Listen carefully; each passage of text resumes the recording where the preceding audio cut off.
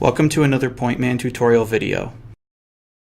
This video demonstrates how to create a form in the PointMan application. First, select New in the upper right corner. In the System drop-down, select Form, and then tap OK.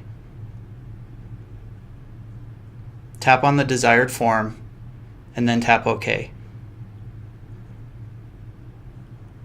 Once the form is created, fill out all the fields. You can enter things such as the ticket issued date, the type of work being performed, the excavation date,